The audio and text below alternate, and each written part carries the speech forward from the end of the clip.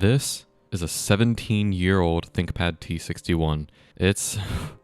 Oh man, this video is really going to test me, isn't it? Let's just get going with this train wreck. I really thought the T470 was the last ThinkPad you could really use in these modern times we're in, but the T430 really proved me wrong. So I figured, hey, let's just go older. So here we are with a ThinkPad T61, a true classic from a very, very different time. The T61 came out in May 2007. Wow. It honestly just looks like a ThinkPad. It's black with that nice rubberized top and just it looks so utilitarian, you know? Especially compared to my T14, which at this point kind of looks like a MacBook in comparison to this thing. It has a little latch to keep it from randomly opening, and oh man, look at this old keyboard with the giant bezels on the screen. Oh, this is honestly such a vibe. Oh man, I wish more laptops were like this. Okay, starting out at the front, we have a microphone and headphone jack, so you can easily satisfy all of your audio needs and such, along with this thing that I don't really know what it does. On the right, we have where our 2.5-inch storage goes, along with the DVD drive. Cool. And then on the back, we just have a power plug and the battery. Lastly, oh man, we had to go around the entire laptop here. The left side has VGA, Ethernet, 2 USB ports, and I believe this is Express card, I hope. And is this RJ12? I really don't know what this would be used for, but I mean, I guess the more ports, the merrier. I don't know. For specs on my specific model, it had some sort of CPU. I don't really know which one yet. An uncounted amount of RAM bytes, a pretty old, however much gigabyte, 2.5-inch HDD, and a 1440 by 900p screen. Actually more resolution than the 720p screen of my T430, and actually a better screen overall, honestly. I vastly prefer it, and I really don't mind the lack of resolution that much on this, but we'll see how much I don't mind that later. Also, Wi-Fi, Bluetooth, and a fingerprint reader? What the hell? If you read the specs of this on a page without any context, I highly doubt you would assume this laptop came out in 2007. It's kind of kitted out, even by today's standards. Well, besides the ThinkLight instead of backlit keyboard, I really dislike this, but to each their own. As you can see though, it is a pretty beat up laptop, but I mean, hey, stuff happens, life, whatever. After I make sure it actually works and can actually hold and boot into an OS, I want to clean it up the best I can. So I went ahead, went to turn it on, and of course it's dead. So I found this cable. I don't really know if this came with this or a different laptop, but it's a cable, it fits either way. Plugged it in and it turned right on and dropped me straight into the BIOS, meaning there's probably not an OS on here. This is where my entire video got completely ruined because holy shit, did the last owner max this thing out. A Core 2 Duo T7500 and 3 whole gigs of DDR2 RAM. That is crazy. This almost has enough RAM to need a 64-bit OS. The future! Even when it's sitting in the BIOS though, it kicks out a ton of heat. If I put my hand next to the exhaust fan, I can feel a ton of hot air, more than almost any other laptop I've really used before at idle. The keyboard does feel fine though, at least while it's just sitting here. It doesn't feel too hot or anything. This is already such a cool little laptop though, but there is no OS, so let's pull out the HDD. There's no actual cover for it, so after some pretty aggressive pulling, I was able to get it out. It's a tiny little 160 gigabyte Hitachi drive. How cute, look at this little guy. This won't work for me though, because it's old, it's hard drive, no. So I have a Western Digital 500 gigabyte SSD to replace it with. This is one of the few SATA SSDs I still have laying around actually. After I managed to orientate the drive the correct way, I installed the SSD and a flash drive with Windows on it, and it boot right into the Windows installer without problems. But the SSD wouldn't show for some reason to actually install Windows. So after some BIOS tweaks, I don't really remember what I did, but it showed up and I installed Windows. Even just sitting at the desktop of Windows though, the CPU never seems to get a break, and the fan is always just spitting out a ton of hot air. And the keyboard did get a little bit warm, but it's not offensively hot. So I mean, hey, that's nice. Now that I know it works though, I really want to clean this little guy up a little bit and put some new thermal paste on and just pray maybe that'll help the performance a little tiny bit. I don't know.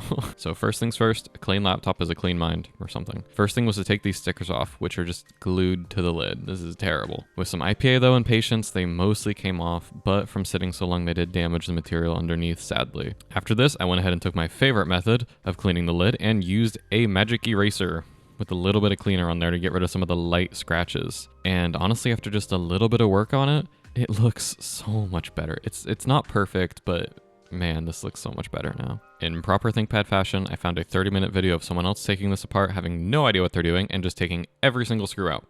Perfect. I am properly equipped to tackle this now. Now, time to pull this apart.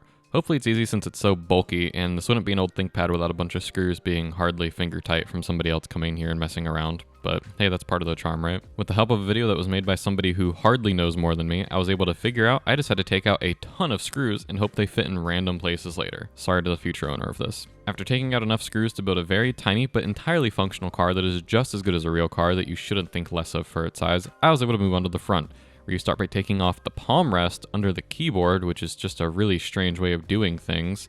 Taking that off gives us access to the RAM, and taking the entire keyboard off gives us a look at the Wi-Fi card, which, 5 gigahertz Wi-Fi.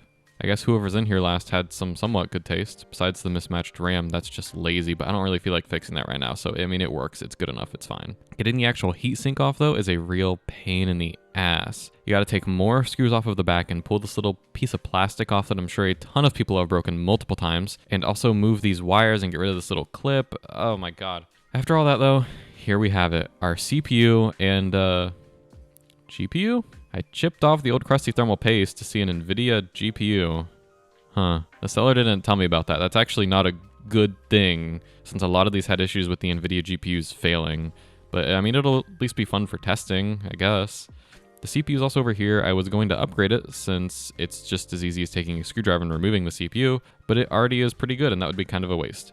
And there is absolutely zero quad-core CPUs that you can get for the T61, so we're gonna be stuck with dual core, unfortunately. With the new thermal paste applied, I put the heatsink back on and went to put it all back together after I figured out where this clip goes, and this one just gets tucked under there, and yeah, there we go, good as new. By the way, if you want to see how easy it is to take apart the newest ThinkPad, go ahead and subscribe. It's coming soon. Now, once it's all cleaned up and put back together, we have a nice, clean ThinkPad. In Windows 10, it does still struggle a little bit. It isn't really ideal for multitasking, and by multitasking I mean 2 tabs in Chrome, especially with such a low amount of RAM. And I also couldn't get the VGA port to work for recording without updating Windows, which normally I wouldn't mention at all because that's just behind the scenes garbage. But man, Windows updates take absolutely forever with this old CPU, oh my god. Basic Word docs work pretty much fine though, which is nice, maybe a little bit of lag. But multiple tabs will eat up all of your RAM quickly, and even watching YouTube videos is a struggle for this poor little Core 2 Duo. Even opening Steam is lagging. Installing basic games like Stardew or Terraria take way longer than they should. First, I tried playing Stardew because I figured, it's probably a pretty easy game to play. But just opening the game, it took so long to launch, and even on the home screen, it wasn't really the most responsive and had some freezing. After some more really long loading screens, it mostly works with some lag spikes here and there. It's just not the most responsive, but you don't really need Stardew to be responsive. I think most people would consider this decently playable, I hope. Even Terraria, a pretty easy game to play, took multiple minutes to launch and took even longer to generate a world.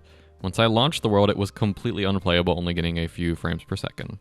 Kind of a bummer. On the bright side though, it did stay pretty quiet, even if it was pumping out tons of heat out of the left side. I'm really not a big fan of this keyboard at all for typing. In theory, it should be good. There's a decent amount of key travel, and there's hardly any flex at all. And when I press a single key down, it feels nice and satisfying.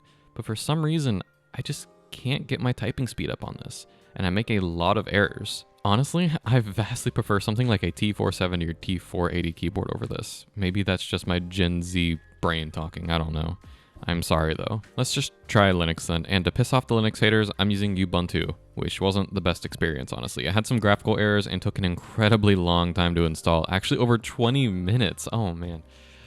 You could open a Word doc and write a paper on why the T61 is the perfect laptop for someone who really has nothing better to do, or you could try and open Firefox and have a really laggy experience. I'm honestly really surprised by how much worse Firefox runs on Ubuntu compared to Edge on Windows. Actually, I'm really surprised by how poorly this handled Ubuntu in general. Let's just be real though. This isn't for modern operating systems, even Linux. This is the perfect laptop for Windows EXP. Yes. After some fiddling, I got Windows XP on here, and now that is an OS that works. Oh yeah. I went ahead and threw Zoo Tycoon on here with Need for Speed, and this is such a cool experience. The old screen mixed with XP and the old graphics. This is actually a peak retro gaming machine, even if the battery sucks. At least I assume it sucks. My battery died in the middle of filming and simply no longer works at all. But this is such a cool setup and works absolutely perfectly. After filming, I actually spent a ton of time playing Zoo Tycoon on here, just as it was meant to be played. And then I installed a proper 3D game to really push this system. Sonic R. I didn't even know this game existed, but this is truly horrible. I absolutely love it.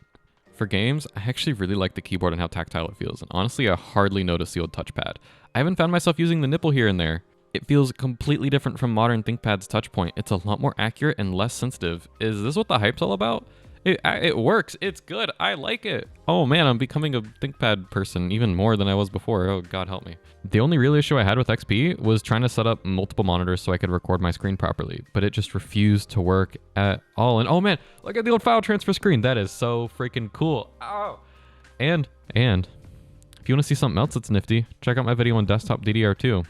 It's actually pretty usable with a modern OS, even if this laptop isn't.